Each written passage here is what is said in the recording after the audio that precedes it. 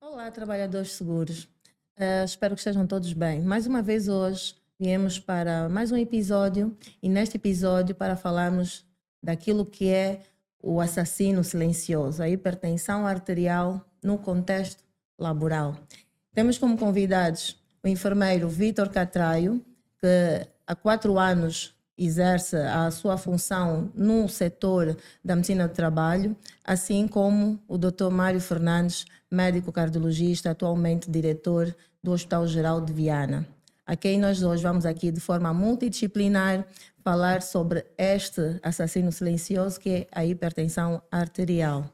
Sejam bem-vindos. Eu normalmente começo de uma forma assim de forma muito resumida, peço aos convidados e dizer, Dr. Mário, médico cardiologista, por que a cardiologia? De forma resumida, o que é que lhe levou dentro da medicina, de tantas áreas, e decidir que seria a cardiologia? Bom, para já dar os meus parabéns pela iniciativa da doutora Filipa Solange Brunhoso, dizer que é um prazer enorme estarmos aqui consigo abordar esta temática.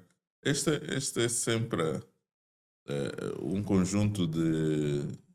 A pergunta que coloca é um conjunto sempre do que a gente vai bebendo dos mestres durante o curso, do que eram os nossos objetivos. Eu confesso que no início tinha mais paixão pela cirurgia, mas também o coração. Então ainda pensei em cirurgia cardíaca, mas depois, na altura, pensar em regressar ao país com essa especialidade ainda parecia ser um bocadinho cedo para poder exercer no país esta especialidade. Então fiquei pela parte mais clínica, que é a cardiologia. Okay. Vítor, o que é que lhe levou à enfermagem e principalmente, de há 4 anos para cá, a enfermagem do trabalho? Agradeço já pelo convite. Obrigado, doutor Mário. É um prazer estar ao lado do doutor Mário e igualmente à doutora Filipa. Certamente a enfermagem do trabalho foi um contexto meio que embaraçoso para mim. Não era uma paixão, é um contexto embrionário para o nosso país ainda, e pelo fato eu estava numa instituição em que eu trabalhava como enfermeiro assistencial, tive o privilégio de poder abraçar essa carreira e comecei a conhecer mais com relação à medicina do trabalho, fui investigando, fiz algumas formações no que toca à agência de seleção do trabalho, tive algumas noções e ganhei paixão pela atividade de hoje. Não falo de medicina do trabalho, não falo de enfermagem do trabalho, se não for ela dela mesmo.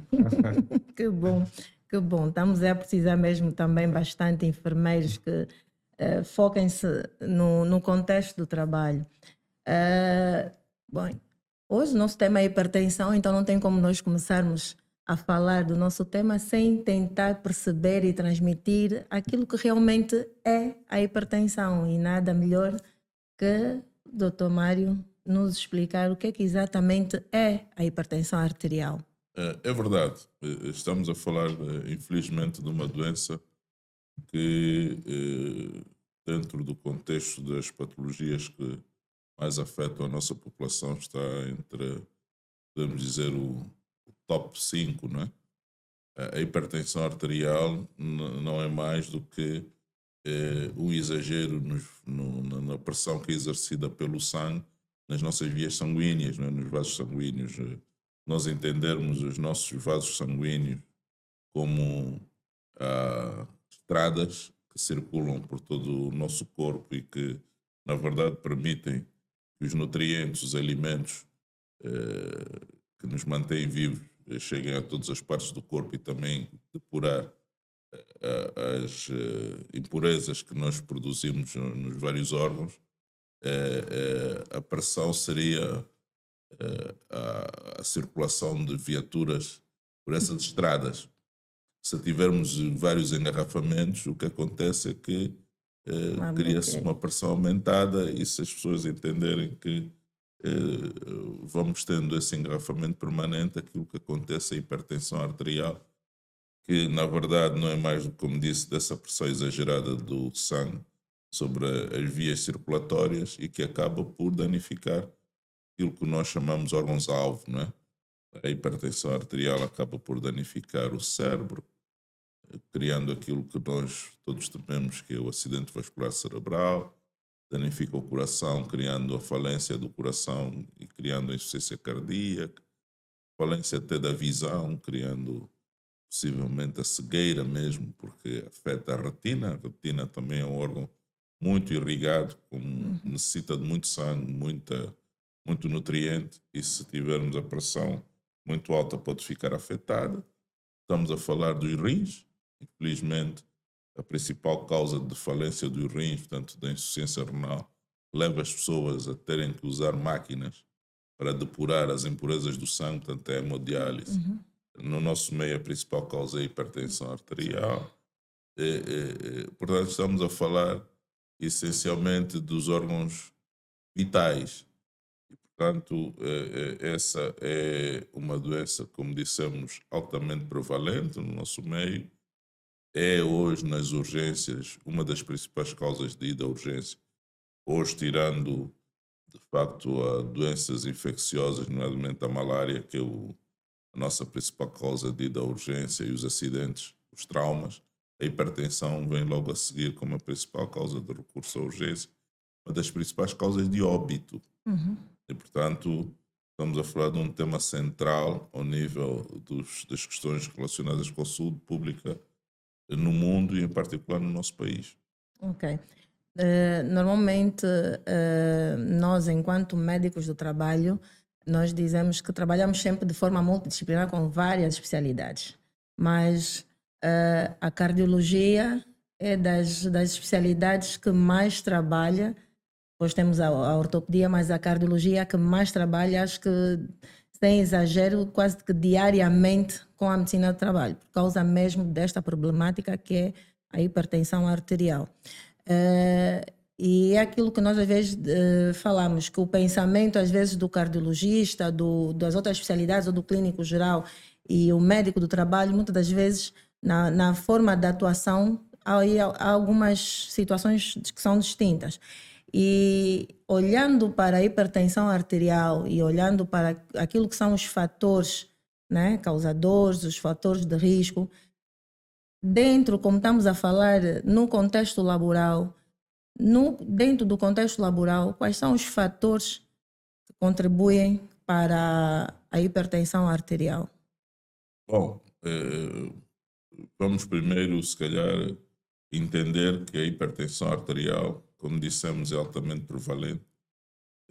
Estamos a falar de mais de 30% da nossa população adulta com esta patologia. Portanto, a probabilidade do indivíduo, que são aqueles que trabalham com mais de 18 anos, ser hipertenso, portanto, sabemos que em cada 100 trabalhadores que nós temos no nosso meio, pelo menos 30 serão hipertensos. A hipertensão é multifactorial na prática. Nós não temos uma causa perfeitamente identificada como relacionada com a hipertensão, sobretudo aquilo que nós chamamos de hipertensão primária.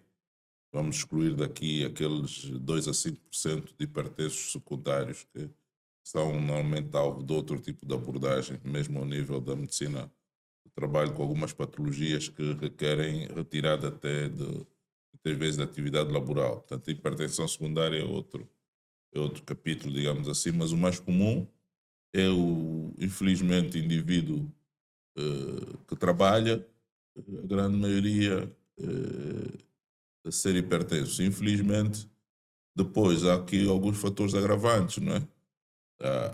Há questões que vão desde o stress laboral. Hoje fala-se muito do papel da qualidade do sono, não é? E algumas atividades laborais têm influência direta sobre o sono e as horas de descanso. Estamos a falar da questão da nutrição. Muitas atividades profissionais dependem, em grande medida, do trabalho para a nutrição do trabalhador, porque ele alimenta-se, passa mais horas até no trabalho e alimenta-se mais vezes no local de trabalho do que na residência. A nutrição é um aspecto. A questão mesmo de algumas profissões que estimulam o sedentarismo. Portanto, o sedentarismo é também uma causa que vai agravar a hipertensão arterial.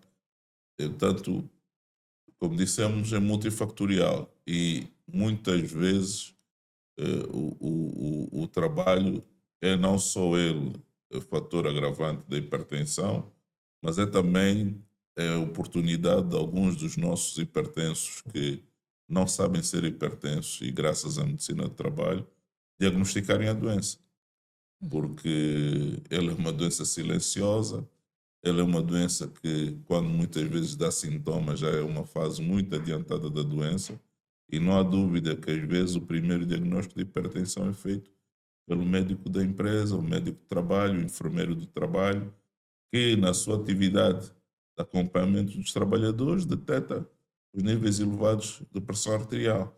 Hoje estamos a considerar níveis elevados de pressão arterial, persistência, valores acima de 120, 80, tanto 120 para aquilo que chamamos a máxima, ou em termos médicos a sistólica, e 80 ou 8 a mínimo a diastólica. Portanto, o médico de trabalho é seguramente a pessoa e o enfermeiro do trabalho são aqueles que mais facilmente identificam uma situação como estas no seio da empresa. Ok. Passando aqui para o Vitor, eu digo que o médico do trabalho não vive também sem o enfermeiro do trabalho. E dentro daquilo que é a enfermagem do trabalho, qual é a importância do enfermeiro do trabalho nesta triagem, quando nós temos que fazer a medição dos níveis tensionais? O critério do enfermeiro do trabalho, em concomitante com o médico do trabalho, não há uma certa diferenciação, né? Porque o enfermeiro para toda a área clínica, ocupacional e não só, é o pontapé de saída para a identificação destes rastreios e a definição do médico que lhe vai assistir.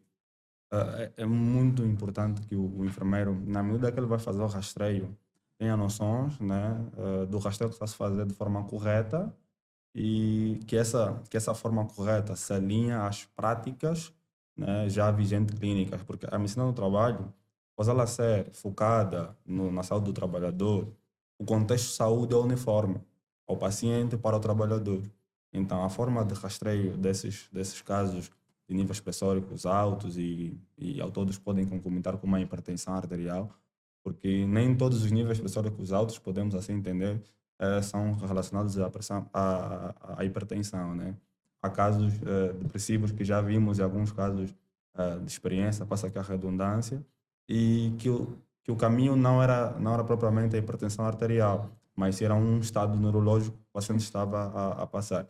Então, nesses casos, o enfermeiro deve ter uma visão mais disciplinada, entender que ele, enquanto pontapé de saída e definição para o médico, é um indivíduo que está a cuidar de um trabalhador que está inserido numa sociedade e entender essa responsabilidade. Dali as boas práticas, né, da aferição correta. E hoje a grande dificuldade para o enfermeiro do trabalho, para o enfermeiro que tem essa experiência na medicina do trabalho, são as avaliações feitas em loco, no cliente.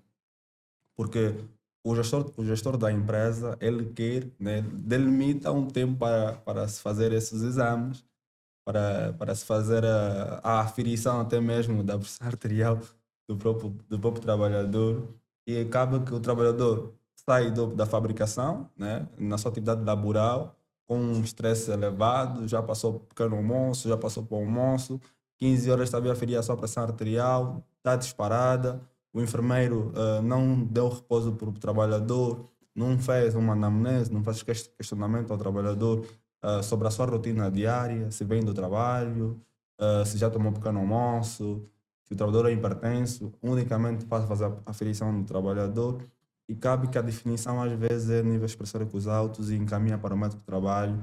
O médico de trabalho, em concordância com o enfermeiro, encaminha para o Dr. Mário Fernandes, o Dr. Mário Fernandes identifica que afinal o trabalhador não é Não é hipertenso pertenço. e manda de novo para a missão de trabalho com um relatório dizendo que o trabalhador não é hipertenso e aí depois sujeita a nós enquanto mentores da missão de trabalho a incompetência muitas das vezes por falta dessas praticidades e desse olhar no sentido multidisciplinar. E depois tem um problema que eu digo que tem sido um problema também grande a nível das empresas na solicitação, às vezes, dos exames médicos ocupacionais, é muitas das vezes, e é aquilo que falou, e bem, a urgência que às vezes as empresas têm, que querem um resultado, principalmente para o setor petrolífero, que muitas das vezes tem que embarcar um trabalhador que não estava programado e eles precisam de uma urgência. Às vezes esse trabalhador é retirado do seu posto que está a nível de onshore, mas que precisa de embarcar com urgência. Então, dão conta às vezes que, olha, o certificado está expirado, precisa de fazer. Então, aquela pressão toda que tem também, muitas das vezes, acaba por interferir. E depois também temos aqui uma questão, né, doutor Mário, que é o síndrome da bata branca, que também é um problema. Muitas das vezes nós temos situações a nível, na prática, de trabalhadores que tá ali, os níveis deles estão elevados, às vezes estamos a dar uma inaptidão quando encaminhamos para o cardiologista, bateria de exames e tudo mais, mas olha, é ali o síndrome da bata branca. Então, esse trabalho mesmo multidisciplinar, a forma correta que deve ser medida, os níveis tensionais, saber, conhecer um bocadinho também a dinâmica antes de fazer essa aflição é extremamente importante para nós, às vezes, não estarmos aqui a dar inaptidões de forma, não digo incorreta, mas de forma de que se calhar aquele trabalhador não é hipertenso ou aqueles níveis elevados, não necessariamente tem que dar uma inaptidão ao trabalhador, mas às vezes passamos por isso. Não sei qual é a opinião do Dr. Mário que nos dá em termos de conselho ou de orientação nessas situações, principalmente no síndrome de bata branca, que também é algo que nós vemos muito. Sim, mas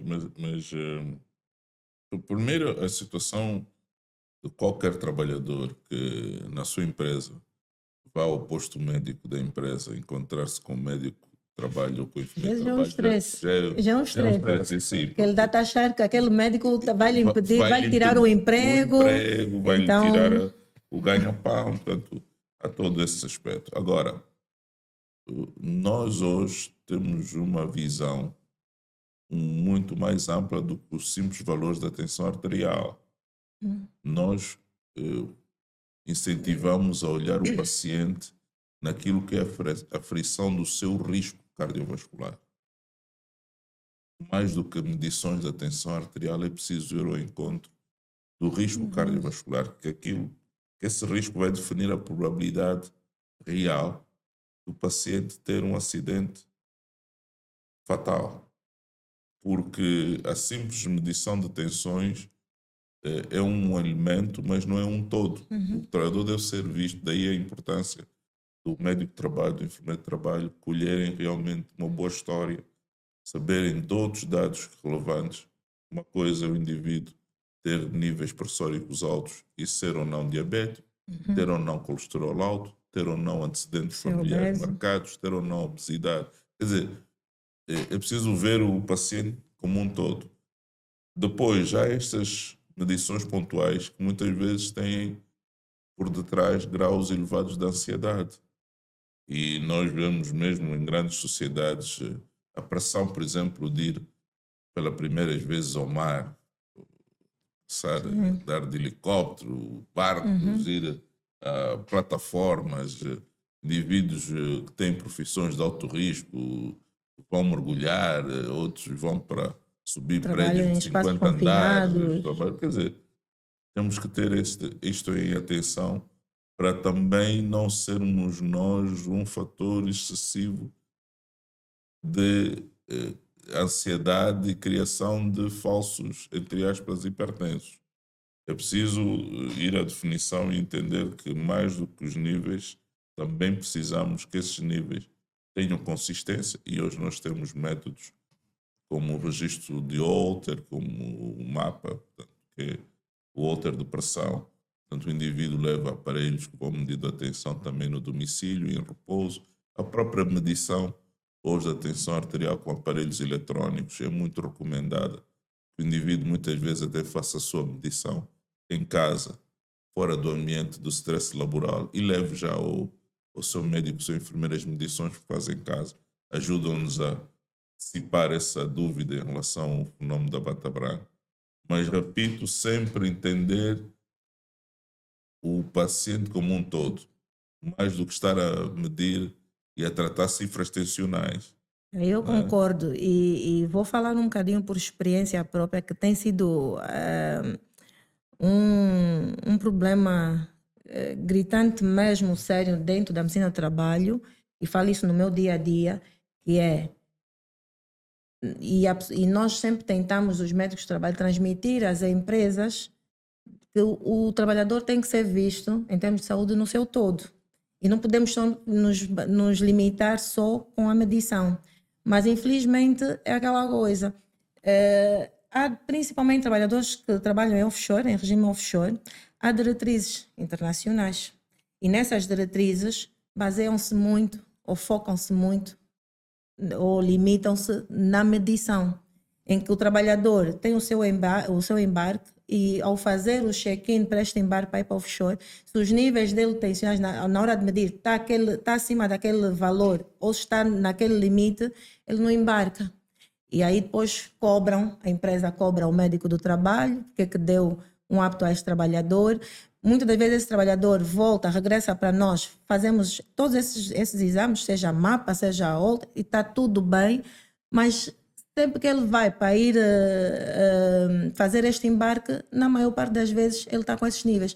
E nós, às vezes, tem sido um problema muito, muito, muito grande e desafiante, que nós ainda não encontramos medidas de como transmitir isto, porque também são diretrizes internacionais, e como mitigar, às vezes, essas situações de não estarmos ali limitados só na medição, mas que, infelizmente, esta medição está limitada, de que se está neste nível, não embarca, ou é considerado que ele vai estar inapto.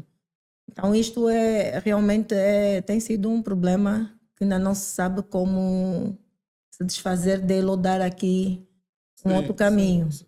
Na prática vão acabar por se adaptar estas normas àquilo que hoje é o conceito do risco global do paciente, né? Porque senão nos focamos muito apenas nos números. E os números podem ser altamente enganadores. Vamos lá, os nossos caros entendermos. Desde vários contextos. Exatamente. Uma tensão arterial persistente de 140 a 90 no indivíduo com diabetes mellitus e fumador é uma situação altamente perigosa. Porque a probabilidade de acidente vascular para este indivíduo é altíssima. As guidelines hoje recomendam para um indivíduo deste diabético fumador, nós temos que lutar para ter tensões arteriais no máximo entre os 120 e 80, se não abaixo disso. 140 a 90, que no indivíduo não fumador, não diabético, sem risco de antecedentes familiares relevantes, é uma tensão que poderemos considerar ainda borderline, que até às vezes com uma educação alimentar e com a prática do exercício e outras medidas não farmacológicas pode ser solução. Se ele for diabético e fumador, já não é assim. As guidelines dizem que aí temos que ser altamente agressivos no tratamento. Então, na medicina do trabalho vai acontecer o mesmo. Porque hoje estamos a ter muitos métodos eletrónicos, etc. O paciente pode trazer já os seus níveis tensionais do domicílio, bem controlados. E não é necessariamente valorizar aquela pressão que ele tem, por exemplo, antes do embarque. Porque aquilo pode não ser, de facto, o seu perfil tensional habitual. E nós ficarmos a colocar um stress suplementar sobre o indivíduo. Porque só de saber que, apesar de estar bem, tem uma medição antes de entrar para o Sim, embate. já é um causador. Exatamente. E as normas dizem que a tensão, para ser validada, precisa que o indivíduo esteja repousado, não tenha ingerido excitantes, não tenha nenhum fator de coação imediato, não é? Precisa sentir-se relaxado, porque senão a ansiedade também é um fator que faz subir a pressão arterial, não é? Então, muitas vezes o médico de trabalho, o enfermeiro de trabalho tem que ser mesmo persuasivo na defesa também do interesse do trabalhador, para não ficar indevidamente conotado e ser penalizado. E hoje, no mundo do trabalho, nós nem sempre temos também o padrão da boa-fé. E acontece muitas vezes que o empregador, nessa relação laboral e tensa, às vezes até jurídico-laboral, quer usar um ou outro argumento Sim. para também prejudicar o trabalhador. Sim, infelizmente, isto é uma prática. Sim. E vice-versa. E vice-versa. Também há o trabalhador que não quer fazer determinada função e também deixa de tomar o seu medicamento na véspera para atenção da... Quer dizer, temos aqui o mundo do trabalho com todas as suas nuances, mas de qualquer forma, o médico de trabalho, na minha ótica, deve, e sobretudo eu acho que até o papel mais relevante é do enfermeiro de trabalho, conhecer bem os trabalhadores que cuida, ter um perfeito domínio da sua história, da evolução da sua hipertensão, para poder dar ao empregador e ao trabalhador um processo de confiança em que essas medições pontuais não venham a prejudicar, para o bem ou para o mal, a sua evolução na empresa. É que essas medidas, algumas empresas elas já usam o CDPP, que é a prevenção de doenças cardiovasculares e também dos doentes com doenças metabólicas. É um acompanhamento que o enfermeiro faz depois do desfecho clínico. O enfermeiro faz com o trabalhador sobre o acompanhamento daqueles absenteísmos e não só, mesmo aqueles trabalhadores que já estão exercendo a sua função, para entender o seu caso evolutivo, acompanhar o trabalhador até a sua última finalidade. Porque o que acontece é que aquilo que o doutor falou, e muito bem, o enfermeiro ele começa num processo unicamente num processo isolado, né, que é da aferição da pressão arterial, e dali torna um carro estagnado que já não dá seguimento ao cuidado do trabalhador. E não dando esse seguimento ao cuidado do trabalhador, a gente já não sabe se o trabalhador evoluiu. Temos que esperar 24 meses, 6 meses para o trabalhador retornar para uma reavaliação. E muitas das vezes nós não conseguimos ter controle desse trabalhador, não tivemos rigor, né, nesse rigor disciplinar, no sentido de poder monitorar esses trabalhadores e controlar junto dessas instâncias aos departamentos de saúde das próprias instituições, aquelas instituições que não têm o médico do trabalho, tem esse poder de poder determinar o tempo de caducidade do atestado do trabalhador em função do quadro clínico que ele apresenta. Porque isso acaba sendo um contexto muito importante, mas nós já tivemos experiências, muitas delas contrárias, porque a doutora falou com relação aos trabalhadores em offshore, eles têm uma grande complexidade no que toca ao risco. E estes trabalhadores, só o próprio ambiente, para eles já é um fator para o aumento dos níveis pressóricos. Estando ele no mar, né, por conta da retenção de sódio por parte da pele, e não só, esse trabalhador está exposto a esse ambiente, essa complexidade de risco, a ausência da família no espaço confinado e também a concomitância de estresse que esse trabalhador vai absorver. E dali que a pessoa do trabalho vem com um concurso de especialidade. Porque pode ser um caso, né, de ser encaminhado para o cardiologista entender que esse trabalhador deve ser encaminhado para um psicólogo ou para um psiquiatra, no sentido de entender a razão do aumento do nível do trabalhador. E ele até às vezes dizer, não, olha, eu não sou hipertenso, eu treino, eu faço atividades físicas e essa minha pressão arterial, possivelmente alguém deve ter colocado errada, eu não estou nessa condição.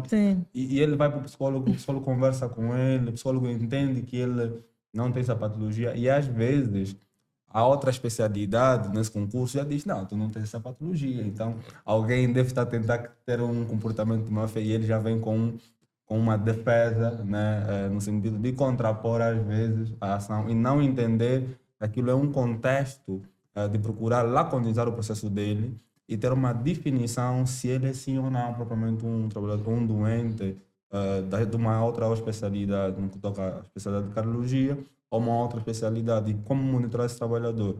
Porque hoje as plataformas têm muito contexto psicossocial, muito, mas muito, e muito relevante também às questões do aumento dos seus níveis pressóricos. Há trabalhadores que fazem uso de losartán e outros medicamentos porque têm ansiedades e é um contexto terapêutico, mas numa visão profilática. Eu às vezes já me procurei às vezes entender junto dos colegas sobre essa questão, mas diziam que o trabalhador em prevenção da sua ansiedade, ele toma esses medicamentos para não surtar. E é nesse contexto, então é um contexto meio que às vezes complexo, mas bonito de se dizer e de estudar e é algo maravilhoso em poder dar solução a estes casos.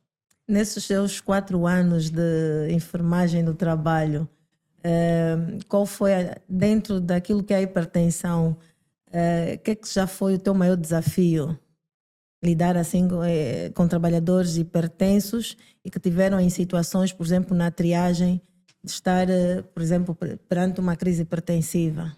Como é que tem sido essa gestão? Como é que tens ultrapassado isto? A grande questão está na forma que a gente vai comunicar ao trabalhador. Porque às vezes a forma de comunicar ao trabalhador muda o quadro dele. Porque a forma de comunicação do trabalhador, imaginemos, nós já tivemos casos, nos casos de trabalhadores com uma crise hipertensiva. Ele está com uma sístole de 200 e ele não sabe o valor. Ele não entende a complexidade dos níveis pressóricos altos e não só, né, aquilo que o doutor falou. Ele não entende que o engarrafamento está no seu organismo. Então, a forma da gente comunicar esse trabalhador e encaminhar esse trabalhador para o médico dar uma definição, dar um acompanhamento devido e até mesmo poder medicá-lo naquele instante e encaminhar para o cardiologista, é um contexto muito importante desta triagem. E sobre a minha experiência, nós já tivemos vários casos de níveis pressóricos altos que a medida sempre foi, primeiro, perguntar ao trabalhador. E ele diz, não, olha, não sou hipertenso, mas tem alguém em casa que é hipertenso? Olha, não, acho que a minha mãe o meu pai foi. Logo que ele fala, tu já começas a perceber logo que existe já um fator de risco preponderante para poder detalhar esses níveis pressóricos dele. E dizer ao trabalhador, olha, se está com os níveis pressóricos altos, tenha calma, podemos entender que é em função do momento, né, porque às vezes não é o mesmo momento, né, só para tentar apaziguar a situação.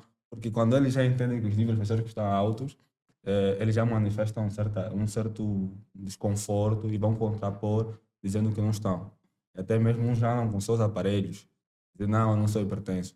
É um caso que hoje nós também procuramos, entendemos e procuramos erradicar, são os trabalhadores que têm feito audiometrias. Eles estão fazendo audiometria olhando para o técnico, ele já sabe que o técnico está estimulando o som. Assim, sim. Ele aperta, mentindo que está a ouvir. Às vezes sim, o som, sim. e não ouve o som. Então, um profissional, se não conseguir detalhar esses sinais, ele não consegue mitigar essa situação. Não. Depois temos também aqui uma outra problemática muito grande, que é aqueles hipertensos conhecidos e que têm um incumprimento terapêutico, que também não ajuda na avaliação durante os seus exames ocupacionais. E isto também é um problema do dia a dia. Outros vêm até com um saco. Não, doutora, os meus medicamentos estão aqui, mas ele só está ali porque sabe que vai à consulta, então ele depois já enche o saco com os medicamentos só para dizer que está, mas não toma. Então também temos essa problemática, que é o incumprimento terapêutico. Como é que nós também, na visão do doutor Mário, até onde ou como o médico do trabalho, o enfermeiro do trabalho, podemos tentar reduzir esta, ou não sei se eu vou dizer formas de obrigar o trabalhador, porque a salvação, como se diz, é individual, muitas das vezes, e já vou chegar também aí, que temos de estar ali a criar programas de sensibilização, de campanhas de sensibilização para os trabalhadores da importância do cumprimento terapêutico, mas é um mal que, como eu digo, é um mal geral cultural, o incumprimento terapêutico. Como é que nós Bom, temos de estar aqui a lidar? é assim, ao contrário do clínico, o médico de trabalho, o enfermeiro de trabalho, tem que olhar para a prescrição terapêutica na perspectiva também do exercício da atividade. Vamos dar um pequeno exemplo. Entender às vezes que o cumprimento terapêutico também não é só um desleixo. O indivíduo é motorista, pesado, autocarro. E passou pelo clínico e para a hipertensão deu-lhe um medicamento diurético todos os dias, de manhã em jejum, antes do pequeno almoço. E ele vai conduzir durante 4 horas seguidas o autocarro. Primeira vez que ele toma um medicamento, percebe que é diurético, ele vai fazer Vai ter que estar a vontade de estar a urinar. urinar. Mas ele está na rua a conduzir o autocarro. O doutor acha que esse indivíduo vai ter Tempo para urinar. Não, ou vontade de querer Vontade de cumprir a com a medicação. terapêutica, assim. ele, a partir da primeira experiência em que o fármaco lhe faz ter que parar várias vezes para urinar, ele diz, não, recuso-me a tomar isto. É o médico da empresa, o enfermeiro da empresa, que às vezes tem que ir ao encontro também das necessidades do trabalhador, porque o clínico muitas vezes não analisa, nem se lembra desse contexto, nem procura esse contexto de adaptação da sua terapêutica à profissão do indivíduo. Só que aí, doutor, para a medicina do trabalho é um contexto que às vezes chega a ser um bocadinho complexo, porque nem todas as empresas elas têm o mesmo DNA e têm variedíssimas similaridades de uma forma muito errada. O médico do trabalho ele vai aplicar nesse contexto em função, né, da função do trabalhador para o pleonasmo, mas mediante o instrutivo de função do trabalhador. Hoje esse trabalhador tem 10 funções. Foi contratado para motorista, mas ele é pedreiro, às vezes é o homem que também acarreta água, então isso faz com que às vezes o médico não tome uma decisão certa. E muitas vezes o que acontece? Ele vem para fazer os exames ocupacionais, os exames laborais, a empresa envia um template informando que o trabalhador é A descrição. motorista, mas a empresa diz, mas o trabalhador diz que não, eu não sou motorista, eu sou ferreiro, eu faço essa coisa. E é um contexto contrário, muitas das vezes, da atividade dele, né, do que ele realiza, porque o médico do trabalho não olha só para a função dele, mas do que ele realiza, para atender, encaixar a possibilidade de poder prevenir essas situações. Mas daí também a importância, e eu digo sempre, as empresas têm que olhar cada vez mais para os técnicos de higiene e segurança no trabalho, porque há necessidade de forma regular avaliação também de risco nos postos de trabalho. Porque realmente as empresas é aquilo, às vezes para terem menos custos e contratar mais trabalhadores para as outras várias funções, ele prefere pagar, se calhar, menos, mas com um que vai ser o faz-tudo, como nós chamamos, que é o faz-tudo. Mas aí está que também é importante o papel da Inspeção Geral do Trabalho, dos técnicos de higiene e segurança, faz com que também esta empresa, se tiver de forma regular a Inspeção Geral do Trabalho ali, ou um técnico de higiene e segurança, de fazer essas avaliações e supervisionar, a empresa sabe que corre o risco às vezes de ser multado. Então, isto também é uma forma de ajudar as empresas a não estar... Porque é mesmo um erro. E depois é aquela coisa, os trabalhadores não querem perder o seu emprego. Então também se submetem a todas tudo. as tarefas. E quando também vão à consulta do médico do trabalho, escondem tudo, porque acham que tudo que ele, se ele for sincero, vai perder o emprego ou pode prejudicar o seu resultado. Esse é um problema. E eu estava a focar, eu dei o exemplo do motorista. Porque os fármacos têm alguns efeitos colaterais. Sim. são próprios do seu mecanismo de ação. Mas eu posso dar outro exemplo que é comum na nossa prática clínica, de quebra da adesão terapêutica. A disfunção sexual que está muitas vezes associada Os antihipertensivos. aos antihipertensivos. Veja só no contexto do offshore. 28-28. O que é que nós às vezes temos na consulta? O doente toma medicamento nos 28 8 dias. está Está em offshore. em offshore, E quando está em mas quando onshore, está onshore para a medicação. E ele às vezes leva anos nisto, porque acha que aqueles 28 que vai fazer uma pausa não tem um efeito sobre a sua saúde. Mas, do ponto de vista daquilo que é a sua noção, tem 28 dias em que está com o seu parceiro, o seu parceiro, e então, nesses dias, ele não quer que se manifeste o efeito colateral. Muitas vezes, essa percepção dos efeitos colaterais da medicação é também necessária para que haja uma boa adesão terapêutica. O diálogo, é lógico que nós tentamos sempre que os doentes sejam mais abertos conosco em relação a como estão a perceber a ação da medicação que fazem. Mas, como disse, o médico de trabalho, o enfermeiro de trabalho tem que ir também à busca desses pormenores. Porque quer as medidas farmacológicas, quer as não farmacológicas, têm de ser feitas em ambiente laboral e fora do ambiente laboral. Comum é, por exemplo, encontrarmos pacientes hipertensos que a gente fala do sal e o companheiro ou a companheira que está na consulta diz: não, eu em casa ele não exagera no sal. Mas ele diz: não, mas eu só como em casa no final de semana. O resto da semana como na empresa. E lá o patrão não aceita fazer uma dieta hipossalina exclusiva para os hipertensos. Porque fazemos uma comida geral. Ora, a eficácia medicamentosa não será a mesma se ele não cumprir uma dieta hipossalina. E, afinal, em casa ele até tem essa cultura, cumpre, mas o maior número de refeições que ele faz é na empresa, onde ele não tem possibilidade de impor essa cultura no refeitório.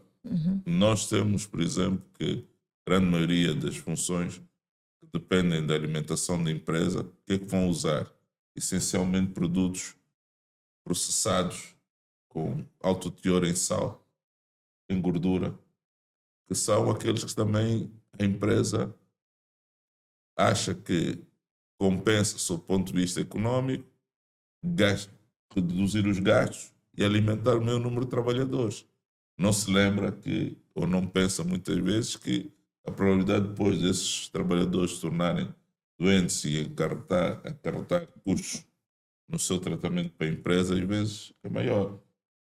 Mas é essa a relação entre os objetivos do trabalhador, o controle da doença, a adaptação da terapêutica ao ritmo de trabalho e os seus efeitos colaterais, que deve estar o equilíbrio. Portanto, muitas vezes é preciso mesmo um diálogo entre o clínico, o trabalhador e a sua família, e o médico do trabalho, no sentido dele entender que mesmo no contexto domiciliar, quer no contexto do trabalho, ele precisa da medicação, precisa de aderir às medidas.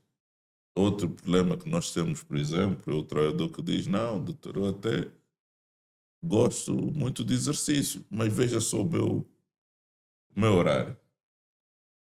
Eu moro a 2 horas de distância do local de emprego. Saio às 5 da manhã, para entrar às 7 horas. Saio do emprego, tenho mais 2 horas e meia de caminho para casa, chegar a casa. Chego exausto. Como fazer esta medida de exercício se o meu ambiente de trabalho não propicia o exercício. Hoje em dia sabemos que podemos desenvolver programas de ginástica laboral, de exercício no local, que podem mitigar os aspectos relacionados com as dificuldades de acesso ao trabalho e a redução do tempo que as pessoas têm no domicílio para cumprir determinados objetivos. Até esse, digamos, esse programa mais, digamos, mais geral, e eu tive a grata experiência de alguns anos atrás de fazer as campanhas de rastreio dentro de empresas, até do setor petrolífero, e começávamos por visitar o refeitório deles. A medicina de trabalho tem que ir ao refeitório, Sim. ver os menus, ver o que é que a empresa está a dar aos trabalhadores para comer. É aí onde eu pegar. Nós somos o que comemos. Sim. Então, nada vale pôr um posto médico todo bem equipado, com os aparelhos de extensão, etc. Mas você servir comida que não se recomenda aos trabalhadores. É. E esse diálogo não é fácil. Sim. Não é fácil, porque tem custos, Sim. são medidas e até hábitos higienodietéticos, né? Você às vezes põe uma dieta mais equilibrada e saudável, e é o próprio trabalhador que diz: agora não estamos a conseguir encher a barriga. O patrão, ao final, está a reduzir, porque está a pôr muita salada, muitos legumes, quando nós queríamos feijoada. Tá vendo? Então, isso é um desafio muito grande, que no terreno os profissionais do trabalho têm que ter com as empresas um diálogo muito franco, aberto, e sobretudo ver sempre com a perspectiva de quando se chega à lesão do órgão-alvo, a empresa vai absolutamente não só perder um ativo, que é dinheiro, que é o trabalhador, é um ativo muito forte, mas também gastar às vezes grandes recursos, podia ter investido na prevenção. Sim. Os Até programas porque de prevenção nas empresas é muito deficiente, porque não só nas empresas, é uma questão cultural, porque é difícil que um paciente, né, saia da sua casa porque está aí simplesmente fazer um exame porque ele acha que deve fazer. Né? Tem que ter alguma manifestação clínica para ela correr ao hospital. Então, por ser um contexto cultural, e depois quem está nessas empresas somos nós, que já temos esse contexto cultural, social. E quando ocorremos nas instituições, entendemos que se o trabalhador já faz a sua medicação, não, pode comer a comida com sal, vais tomar a tua medicação e depois, mais tarde, já vai reduzir os níveis históricos. Então, não se tem essa cultura de prevenção. As empresas entendem que a cultura de prevenção como uma prática não muito aceitável no que toca à prevenção do trabalhador, porque é uma questão que eles não veem, eles não sentem na pele. E falar sobre a hipertensão arterial, o silêncio não incomoda, muitas vezes. E por não estar a incomodar o trabalhador, menospreza a terapêutica, tem esses intervalos de toma do seu medicamento, do seu fármaco, quando ele acha que deve tomar. Quando ele diz, não, eu estou com uma dor de cabeça, ele toma, já não, acho que a minha pressão deve estar alta. Estou com um zumbi, diz, não, vou tomar. Então são só nessas situações que muitas vezes os trabalhadores chegam a tomar os seus fármacos e negligenciam a sua prevenção, na verdade, e também aquilo que o doutor falou. As empresas, será que têm capacidade para dar essa qualidade aos trabalhadores? É que infelizmente algumas não têm. Mas uma boa parte têm. E eu digo que, e foi muito importante o Dr. Mário estar a tocar nesses pontos, que realmente também aquilo que nós vivemos mesmo também no dia a dia, que é as empresas, infelizmente, isso é a nossa realidade, que é muito triste. As empresas dizem que investem na medicina do trabalho para os seus trabalhadores, mas só porque tem aquela componente que querem cumprir a parte legal, porque sabem que vão ser multados se não tiverem os certificados em dia, mas que é muito triste que quando nós vemos na prática, não estão realmente interessados mesmo na saúde do trabalhador como tal. E falo isso porque, pronto, infelizmente também nós depende muito dos gestores, os líderes das empresas, de não aderirem como deve ser à cultura de segurança nas empresas.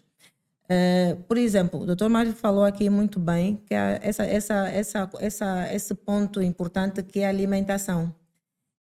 E nós, principalmente o pessoal do offshore, ele passa 28 dias com essa alimentação em que ele não tem escolha. Ele vai comer aquilo que vão lhe colocar ali. E eu, em particular, já tivemos situações de sugerirem às empresas de, por exemplo, contratarem nutricionista para fazer mesmo, elaborar um menu, mesmo implementarem nas empresas programas mesmo de nutrição, de alimentação saudável. Mas as empresas, infelizmente, por mais que tenham até condições financeiras de investir naquilo, que até nem vai gastar muito, mas não investem. E eu também agora fico aqui com uma dúvida, que vou tirar aqui ao doutor, que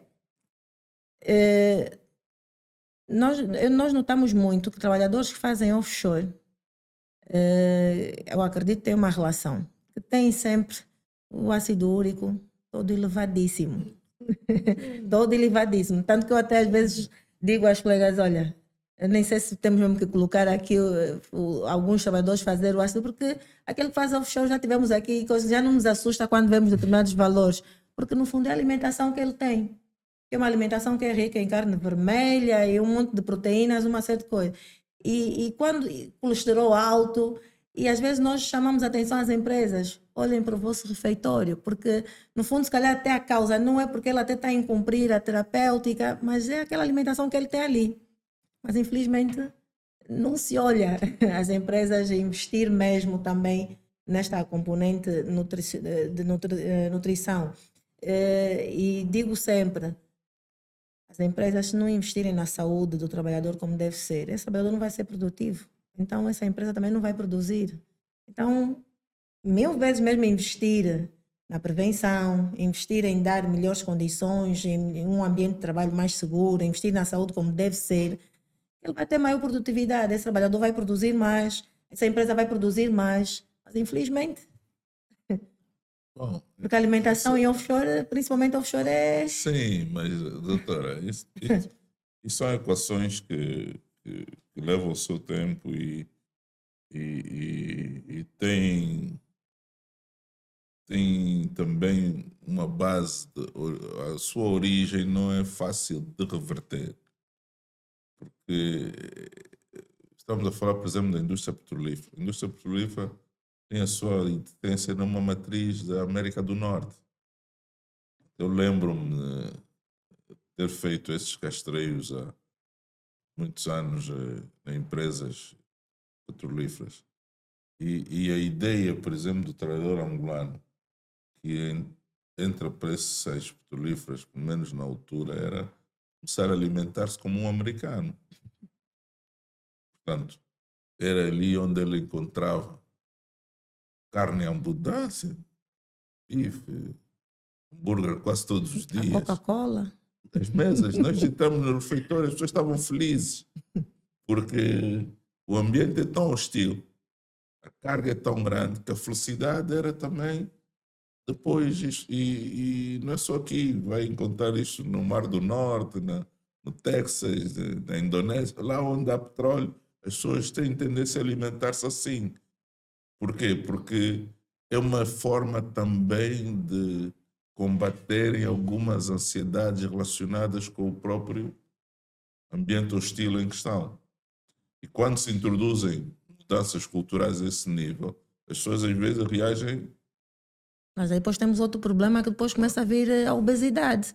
E principalmente o pessoal que faz offshore, e principalmente o pessoal que faz offshore, dentro das suas diretrizes, das suas guidelines de offshore, há um limite da obesidade. Se tiver um trabalhador que está com uma obesidade, por exemplo, de 40, do índice de massa corporal de 40, ele está inapto automaticamente. Então, não embarca e também não... aí está. Tem visto esse trabalhador, um grande problema. Se for ver a escala de progressão do peso, nos 5, 6, 10 anos, como eles entram, e 5 anos depois como estão. Porque o próprio trabalho é de maneira sistemática, repetitivo, num ambiente muito confinado, onde as condições para uma dieta saudável e exercícios físicos são muito limitadas. Então é nesse nessa equação entre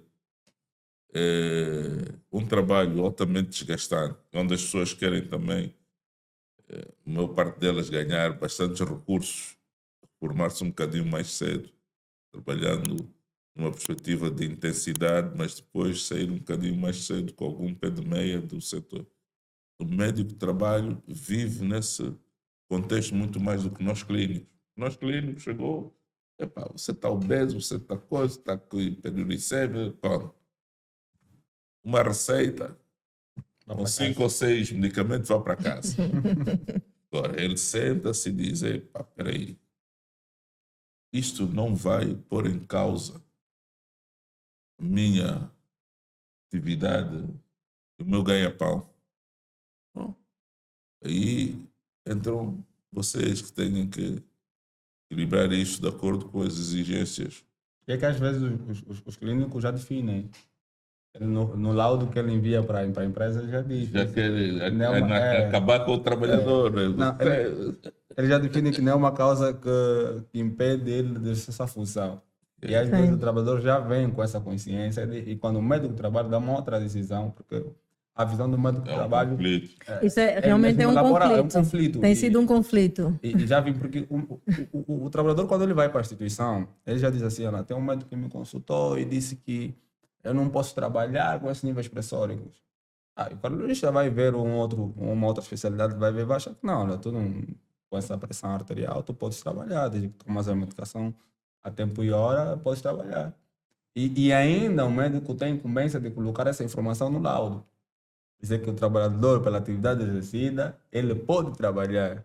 E ele vem com o ensinamento, eu posso trabalhar. E quando o médico do trabalho define a complexidade do risco dele com a função do trabalhador e a patologia que ela apresenta, então ele diz, não, olha, vou dar uma restrição a esse trabalhador, isso, ele não deve fazer. Ele diz que não pode. Sim. Como é que o cardiologista me disse que eu devo trabalhar, agora você está me falando que não pode isso? Então, há muitas das vezes esse conflito. E não só também, a doutora disse com relação à obesidade. Nem todos os trabalhadores obesos têm colesterol alto. Né? E, igualmente, alguns trabalhadores que não são obesos têm até colesterol elevadíssimos, né? Por conta da alimentação que vão tendo. Então, isso, ao todo, é aquilo que dizem, né? Eu sou mais magrinho e ele é mais gordinho. Como é que eu que tenho essa patologia? Ele não, porque ele apresenta-se maior do que eu. Então, muitas vezes, não é pelo tamanho, mas sim como as manifestações são apresentadas.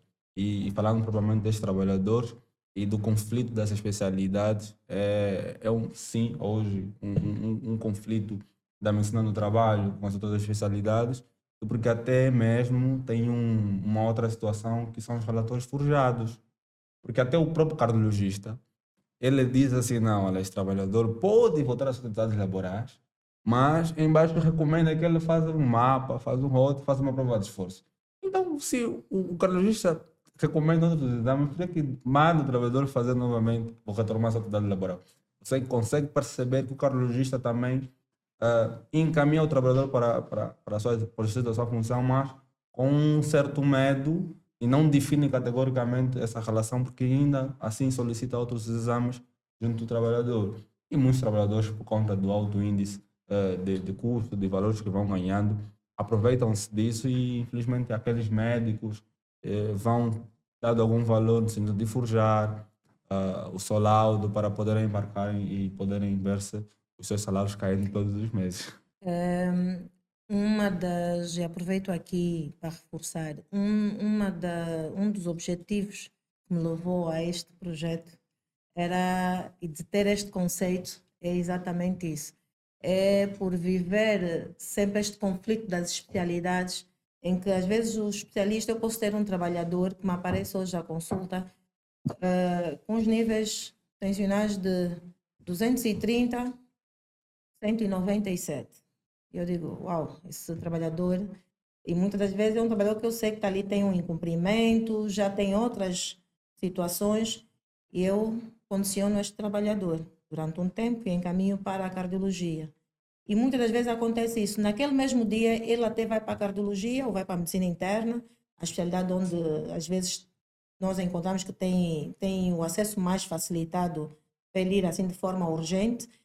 E mal ele sai desta consulta, como foi medicado, o médico diz, não, está medicado, é fazer a medicação, mas pode voltar a trabalhar. Depois voltar para nós, o médico de trabalho diz, não, para aquilo que tu fazes, o ambiente de trabalho que tem, a função que exerce, ainda não está. E realmente depois vai surgindo esses conflitos. O trabalhador foi orientado pelo seu médico assistente que pode voltar, o médico de trabalho vai... Yeah. Então, este projeto também é mesmo para isso. É para nós também, de forma multidisciplinar, estarmos mais ou menos enquadrados ou conhecermos a dinâmica das áreas. E aí está a vantagem, muitas das vezes, quando nós temos os serviços de saúde ocupacional ou de medicina do trabalho em algumas instituições, quando há esta facilidade de nós termos acesso multidisciplinar. Eu falo um bocadinho da experiência que eu tenho a nível laboral na instituição que eu funciono, que conseguimos ter esse acompanhamento multidisciplinar. Então, já ali uma concordância entre os especialistas, porque já no seu dia a dia, nós já conseguimos transmitir aquilo que realmente, quando nós mandamos um trabalhador, o que é que realmente ele está aí lá fazer, e já conseguem perceber o contexto também do seu ambiente de trabalho. Então, daí mesmo também é muito importante que não que seja a primeira vez que estão aqui, mas que noutros temas também têm que voltar para vir também partilhar aqui o vosso conhecimento. E porque mesmo isso também temos que estar aqui a partilhar. Mas deixa-me, doutora, deixar-lhe um repto. Eu acho que, dentre as várias causas que abordamos aqui, relacionadas com o stress laboral, etc., eu acho que não há stress maior do que ficar sem trabalho. É verdade. Nós consideramos que há profissões de stress, que há situações em que o indivíduo é sujeito e há o risco de ele ter atividade por os níveis tensionais. Veja o que é ele não ter atividade com hipertensão.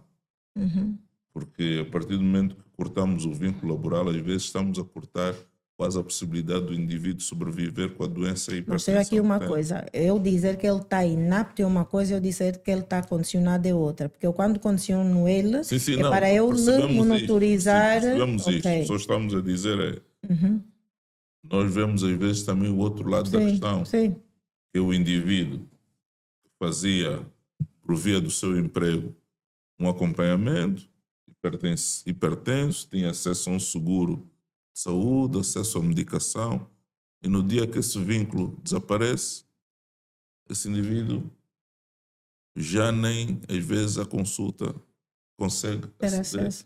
Então, é para deixar também o apelo de que nós, o clínico, às vezes, também está nesta relação de proximidade com o seu paciente, e esse, às vezes, forjar, entre aspas, é o sentimento da boa-fé de que se o paciente realmente estiver em risco de perder o vínculo laboral, a situação fica muito mais grave. Porque há pacientes que sem o seu emprego não têm mesmo como cuidar da sua doença. No emprego está mesmo a saúde dele como deve ser, porque o médico do trabalho não deixa de olhar também mesmo para esta componente também legal. Por isso é que eu digo, a medicina do trabalho, e muita gente não percebe, acha que o médico do trabalho só está ali para dizer apto e não apto, mas a medicina do trabalho é proativa com diversas áreas. E ele está ali para olhar não só o ambiente de trabalho, mas ele também está ali para olhar, para salvaguardar também o trabalhador em si e também a instituição. Então, o médico de trabalho tem essa responsabilidade assim, geral, proativa, porque também não me adianta, às vezes, eu não olhar, como deve ser na parte mesmo, de dizer, não, este trabalhador tem critério mesmo de eu condicionar, monitorizar ele, estabilizar ele, e quando ele estiver estável, aí sim eu volto a colocá-lo no posto de trabalho. Porque senão depois pode acontecer alguma situação, as evacuações, principalmente a offshore, são dispendiosas. E já houve situações, trabalhadores, claro que são situações agudas, pode acontecer a qualquer pessoa, mas de terem tido um infarto, um AVC, que estava ali em alto mar. E na maior parte das vezes são trabalhadores que são hipertensos e que muitas das vezes, se formos também às vezes ir lá olhar, já ali há uns antecedentes que se calhar, se olhássemos com mais atenção, se calhar estaríamos a evitar. Mas claro, isto é um exemplo que não é o que muitas das vezes acontece. Mas o método de trabalho também olha para isso, também olha para aquela sensibilidade de que ele precisa daquele emprego, ele tem família para dar de comer, que ele precisa, mas procuramos sempre sensibilizar para que ele tenha a consciência e a responsabilidade de que ele tem que cuidar da saúde dele. Estamos também uma forma de também estarmos ali a ajudar, não ajudarmos de forma que depois amanhã aconteça alguma coisa e ficamos nós aqui, o médico, com aquele peso de consciência, né, que poderia ter condicionado ele, monitorizar melhor, estabilizar melhor. Então, aqui também, como eu digo, o método de trabalho sofre. A grande questão também, para essas instituições que têm um departamento clínico, é a forma que eles comunicam com os trabalhadores e entender os tipos de decisões. Porque uma inaptidão temporária, uma aptidão condicional ou restringida, ou um exame não conclusivo, não afirma categoricamente que o trabalhador não deve exercer a sua função e está fora do emprego, né? E até o médico, quando dá essa decisão ao trabalhador, ele tem um período para fazer a consulta, a retoma para a consulta de medicina do trabalho. Após a retoma da consulta de medicina do trabalho, em função do relatório médico que lhe foi passado e se as condições que ele apresentar forem boas para embarcar, ele deve embarcar. E juridicamente ele não sai da instituição. O pensamento errôneo é que quando ele tem um exame inclusive uma inaptidão temporária, ele pensa que é uma inaptidão definitiva já logo, que ele não vai embarcar e não vai embarcar mais. E ele olha nesse quesito que é normal o trabalhador ver com relação ao comprometimento da sua atividade laboral. E fica comprometida no sentido dele não voltar a trabalhar. Porque hoje o mercado laboral é um mercado muito agressivo e oportuno para alguns trabalhadores que têm a mesma especialidade que o mesmo às vezes que está naquela situação. Ele pensa que não, se perder esse emprego, até arranjar outro, vai me levar muito tempo, é um enorme estresse, pago colégio, pago residência, então vê-se tirar esses benefícios, ele entende logo que está a perder o emprego. Então, a doutora Solange está a me encaminhar para uma atividade que não é a minha. Me encaminhou para um especialista que não devia, então quer me tirar o emprego. E às vezes já uma situação interna da instituição, é um trabalhador que tem algumas dificuldades internas e pensa que a empresa está também a lhe empurrar para o olho da rua, quando às vezes também não, né? Então ele associa tudo isso, tem um estresse exorbitante, aumento dos níveis pressóricos, Sim, fica numa lástima que não, infelizmente... não é só a perda do emprego. As empresas têm por o objetivo primário ser rentáveis. Não podemos esquecer essa lógica. E várias vezes aconteceu na minha prática clínica da iniciativa até de referir que tem uma doença crónica, uma hipertensão, é do trabalhador. Olha, doutor, faça-me um relatório a dizer que eu sou hipertenso, na minha atividade eu tenho turnos noturnos, etc, etc. A gente aconselha sempre a dizer, que a experiência já nos dita, quer mesmo revelar à sua entidade patronal que tem este problema, tem certeza do passo que está a dar. Porque muitas vezes, depois de dar esse passo, o provedor diz, doutor, eu fui, por exemplo, retirado da lista de promoções porque o meu chefe, o meu patrão diz, bom, se Ele este tornou-se uma indivíduo já ameaça. é hipertenso, provavelmente o meu investimento em formação, em promoções para este deve ser menor e eu vou Canalizar optar no outro. para outro quadro. Só que, às vezes, doutor, podemos voltar atrás? Não, você já revelou que tem uma doença crónica para o resto da vida. As empresas olham muito esse quesito no ponto de vista das mesopatias e das tecnopatias, porque ela vai dizer, não, então é uma doença crônica não associada ao trabalho. Então, se esse trabalhador tem uma doença crônica no seu do trabalho, demissão.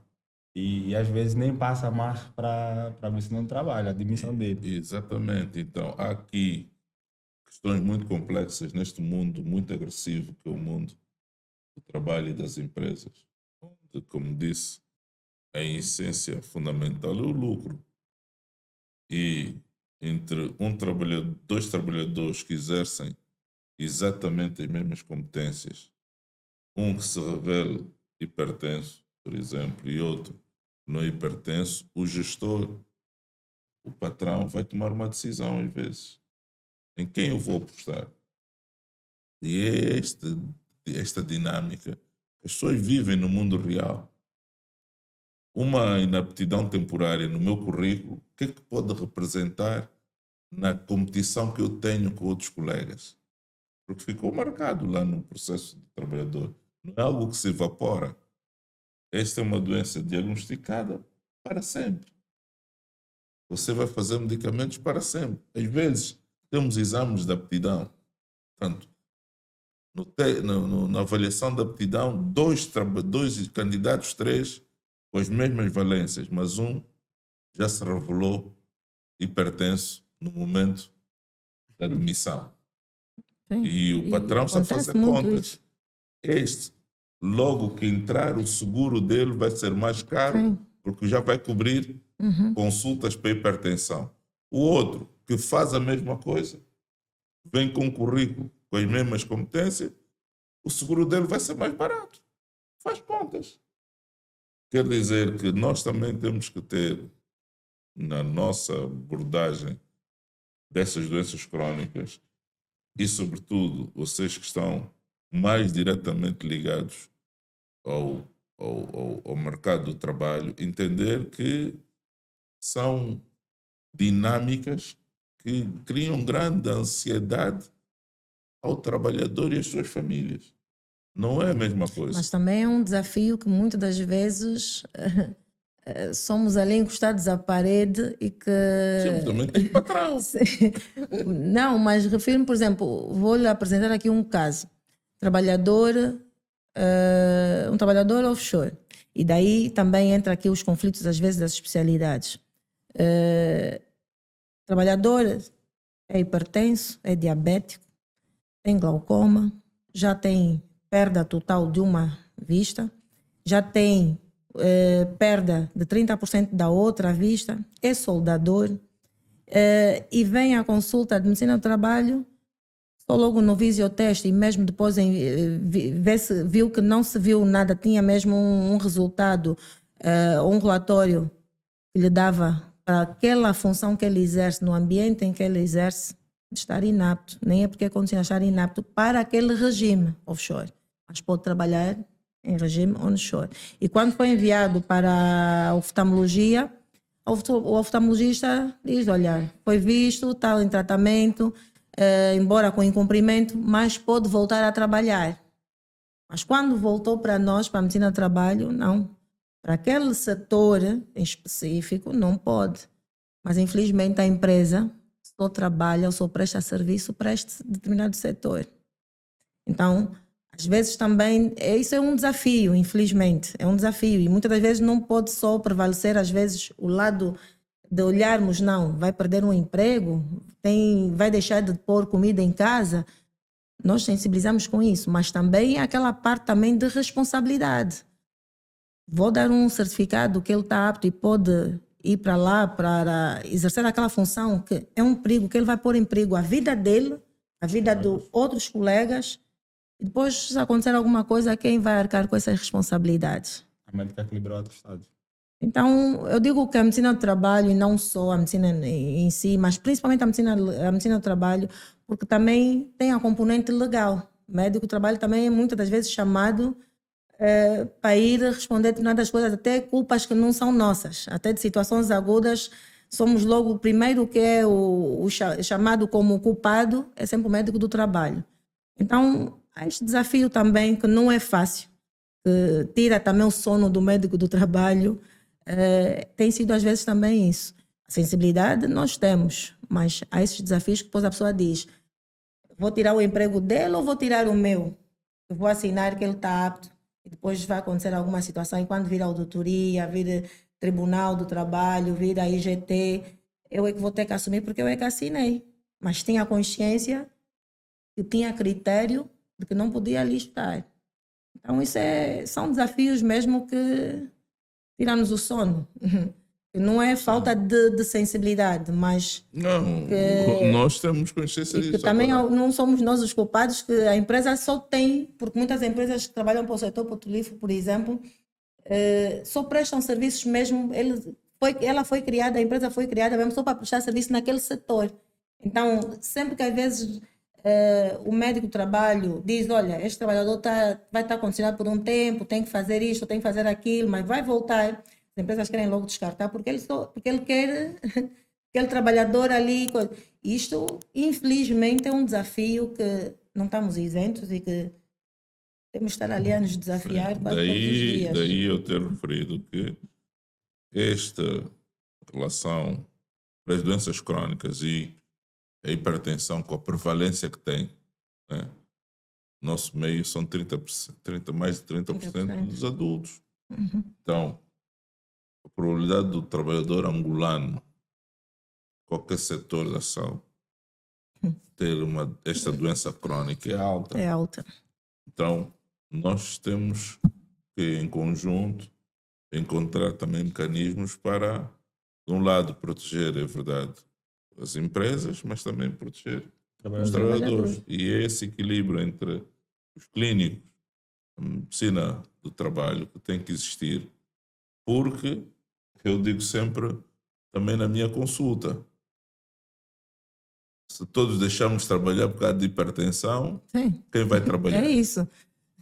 Pelo menos aqui, no nosso meio não daqui dá. a pouco estamos a caminhar todos para ser hipertensos. Exatamente, a nossa probabilidade é altíssima. Então, nós vamos ter que coabitar com esta doença e adaptar-nos. E acredito que muitas das guidelines, das normas, etc., vão evoluir no sentido de também serem mais adaptadas a este flagelo que é mundial. Estamos a atingir, em perspectiva 2050, mais de 1.000 milhões de hipertensos no mundo. Então, o mundo laboral vai ser de hipertensos. As condições de trabalho e as exigências do trabalho vão propiciar cada vez mais a que, se não somos hipertensos na admissão, vamos nos tornar hipertensos no periódico. Então, e depois na admissão. E na admissão, quase de certeza. Sim. Então, o mundo do trabalho, a medicina do trabalho, vai se adaptar a este novo paradigma, que é termos indivíduos mais jovens com hipertensão, com profissões também de risco, mas em que temos que resolver, se calhar, o problema e mitigar os efeitos lá dentro da empresa e não tanto pô-los barreiras aqui e ali, não é? Realmente, por exemplo, as diretrizes a nível do offshore, que havia as guidelines de 2018 para cá, ele referia a um determinado nível. Mas hoje já foi revista, já subiu um bocadinho, porque ele também, quer dizer, no fundo ele está a atualizar e está a tentar adaptar-se, né? Sim. Só que agora a pergunta é, será que essas empresas têm capacidade de fazer o cumprimento das diretrizes? Porque hoje as diretrizes estão mais direcionadas para a medicina do trabalho, para o médico do trabalho que vai olhar o trabalhador nesse contexto. Porque até a própria instituição não faz um cumprimento das diretrizes. Até a própria instituição não segue o processo das diretrizes. A instituição finge que as diretrizes não existem. Né? Dá essa responsabilidade aos médicos de trabalho, que têm essa licença do GUC. E depois o que acontece? O médico de trabalho, agindo em conformidade, são vistos como os juízes imperfeitos. Né? Por às vezes dar uma decisão àquele trabalhador de acordo às condições que ele apresenta, mas achando que não é a medida certa a se tomar. A grande questão aqui é que para o trabalhador é um contexto complexo. Certamente não se deve ter um sentimento de pena, né? Falar de boa-fé é uma complexidade enorme, porque o trabalhador hoje está bem, e se amanhã ocorre uma situação com o mesmo trabalhador, ele fazer uma paragem às vezes e foi um caso reversível, o trabalhador dizer, não, eu fui a médica, quem liberou-me um atestado nessa condição é a médica, conforme a doutora falou, é a médica nesse caso, e apresentar essa situação, É sempre o infelizmente, primeiro culpado, infelizmente. infelizmente nesse contexto, e o trabalhador está salvaguardado sobre essa questão. A questão é que as empresas devem ter essa cultura, né, de entender e respeitar as diretrizes, conhecer o procedimento e dar liberdade aos médicos de trabalho dar suas decisões. Atenção, desculpa cortar, atenção, que é aquilo que nós falamos desde o início, que o doutor Mário falou e muito bem. Acima das diretrizes ou para além das diretrizes, elas estão só ali para nos guiar, né? Estão ali para nos guiar. No fundo, quem depois vai mesmo comandar o barco É o médico de é o trabalho. médico de trabalho e que temos que olhar para o seu todo. E não nos limitarmos, que é ali a coisa. Então, isto, eu em particular, nós transmitimos isso aos nossos, às empresas que são nossos clientes. Assim, senhora, quando vem às vezes querer defender, assim, senhora, isto é uma orientação, é um protocolo para nos orientar, É um guia é um de guia, mas orientação, não a significa guideline, que é né? aquilo que se diz, não há Que, regras sem exceção. que E temos que olhar para o seu todo, porque eu digo sempre, os trabalhadores são pessoas, e são pessoas que, é aquilo que tu disseste, cada um com o seu DNA. Então, e cada caso é um caso. Então, temos que olhar mesmo também para este todo e temos sempre que ter a capacidade temos é que nos comunicar bem com as empresas também, com os trabalhadores, de mostrar também essa realidade. O facto de eu ter aqui esta orientação ou esta guideline não significa que eu tenho que cumprir taxativamente aquilo, né? Porque tanto que hoje mesmo a nível da UGUC, né, da UK, já fizeram alterações nas diretrizes e já há determinadas orientações que ele diz, a situação é esta, mas cabe ao Médico de médico trabalho. avaliar e ver o contexto e tomar uma decisão. Hoje, a nova, que ainda está ali para ser implementada, já não está tão rigorosa como a de 2018. Então, temos mesmo que é aquilo que o doutor disse e que estamos aqui a falar desde o início também, temos que olhar para um todo e não. Aquilo só está ali para coisa. Eu posso dizer que tenho aqui uma guideline, dizer, eu tenho um protocolo. Nos casos de crise hipertensiva, eu tenho que agir desta forma. Passo 1, 2, 3, 4. Mas às vezes eu estou numa situação que eu tenho que fazer, se calhar, o 3 vai ter que ser o primeiro vai passar para o fim. Não vou estar ali limitada. e nós na E temos que saber clínica, transmitir isso. sim, e nós na clínica, pelo menos na cardiologia, temos muita experiência das atualizações das guidelines. Muitas vezes virem contradizer o que dizia a guideline passada. Sim, sim. Nós temos muito isso, porque hoje, por exemplo, nós temos critérios nas guias que são baseadas na evidência científica, mas também temos um capítulo aberto que é baseado também na chamada a experiência dos peritos. Quer dizer, a ciência ainda não foi capaz de demonstrar 100% que este tratamento é eficaz, mas há X peritos que usam esta conduta e que permitem validar um consenso à volta.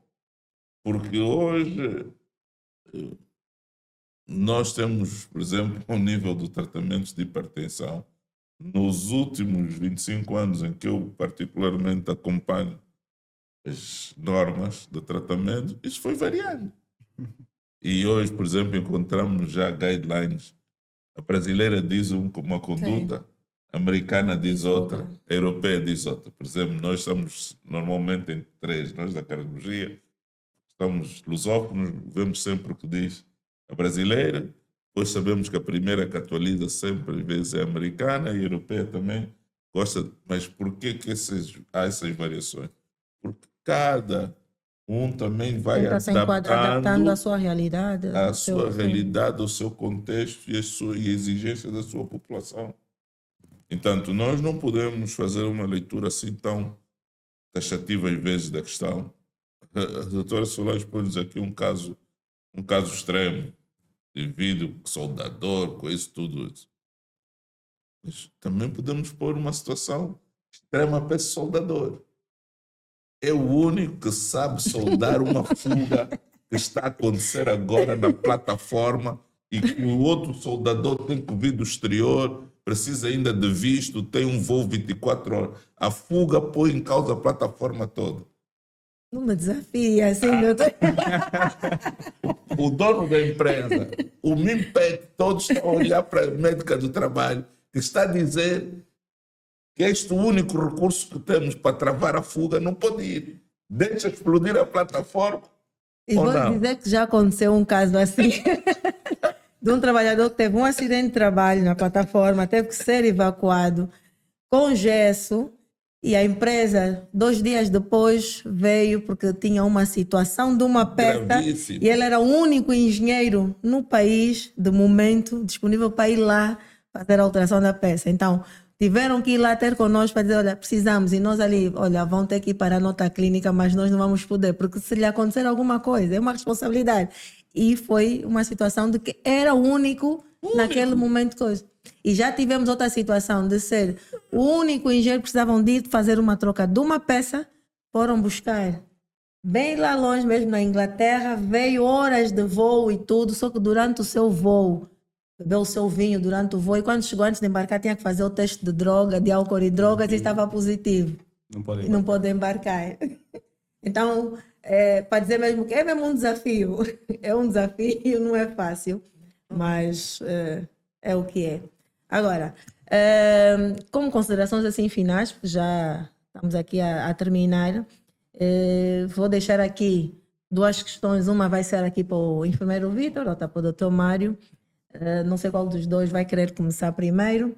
No Vitor, era no meio disso tudo que nós estivemos aqui a falar, qual é o seu conselho para que a triagem, né, no caso da aflição da tensão arterial, não ser um ato isolado, mas sim transformar num programa, né?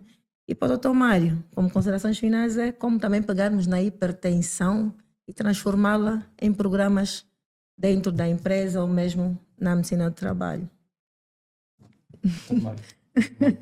Bom, Para finalizarmos. não há dúvida que a hipertensão e até a avaliação do risco cardiovascular total e nós dependemos disso há vários anos, deve ser incorporada em todo o nosso sistema de saúde ao nível primário.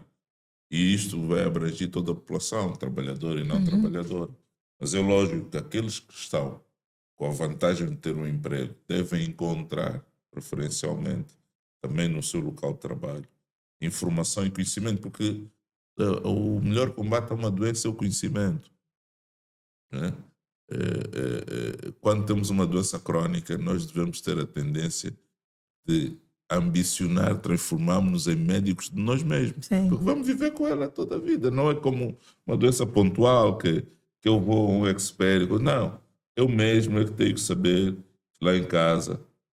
Eu cozinho, o sal, se alguém cozinha para mim, desculpe, eu sofro dessa doença e o sal é um problema para mim.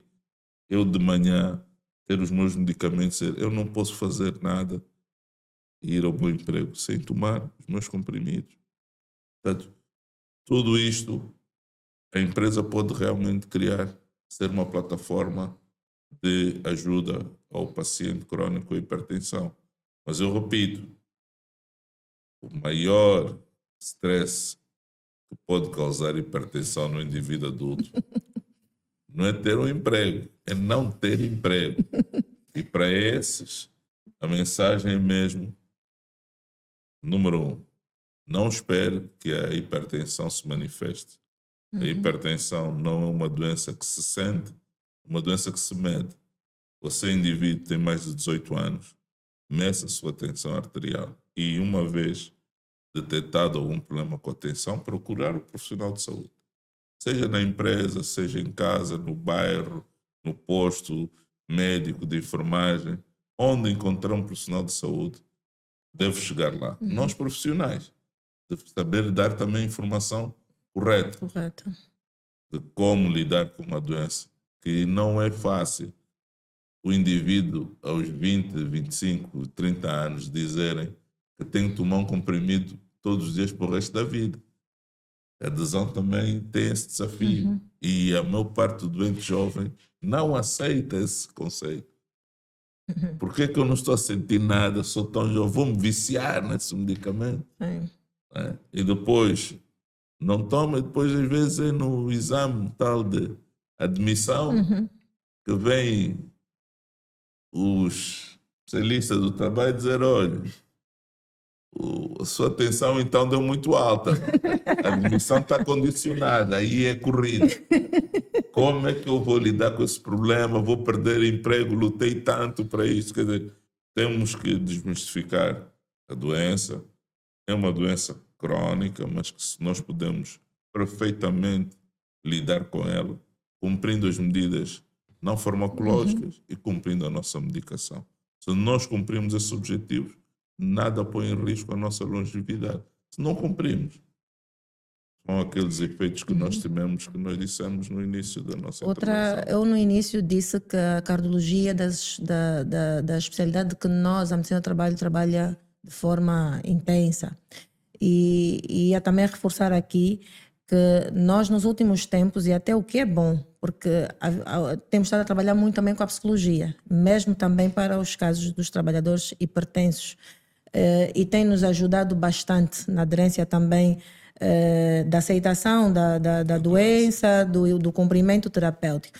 Porque há uns anos atrás era um tabu ouvir-se falar que não, eu vou para uma consulta de psicologia, mas hoje já temos estado, e a medicina do trabalho tem estado a trabalhar muito nisso, do encaminhamento de trabalhadores que vão às consultas de psicologia, e tem estado, em muitos casos, a funcionar mesmo em relação à hipertensão. Vitor. Ato isolado, relativamente à triagem, no meu ponto de vista, eu acredito que a recomendação de vida seria que os enfermeiros e enfermeiras que estão direcionados à medicina do trabalho, não só, que a triagem não passa unicamente por um ato monótono, né, robótico, podendo assim também dizer, mas sim um ato de prevenção, um ato de programa de prevenção do controle desses trabalhadores, um ato de encaminhamento, de aconselhamento aos trabalhadores, porque aferir a pressão e informar que o trabalhador está com a pressão alta, para mim é um ato isolado, é uma monotonia. Então, devemos ter atitudes que visam a prevenção do trabalhador, além da prevenção, a comunicação e o encaminhamento devido ao médico para poder determinar em que especialidade esse trabalhador vai, mediante a informação que a triagem ou que o enfermeiro vai colher no que toca à triagem. E olhar que o trabalhador, ou que a triagem é o pontapé de saída para a decisão do médico. Então, entendamos que todo ato a ser devidamente realizado deve ser feito com responsabilidade e compromisso, e entender aquilo que o doutor muito bem falou, que é mais estressante ter um desempregado, um trabalhador desempregado, e o nível de estresse é bem maior. Então, se o nível de estresse é maior, há aumento dos níveis pressóricos, e isso para nós é tão relevante. Um ato seguro, a aferição correta, saber que o material, o esfegmanômetro digital, é um dos com maior diversidade no que toca aos erros, né?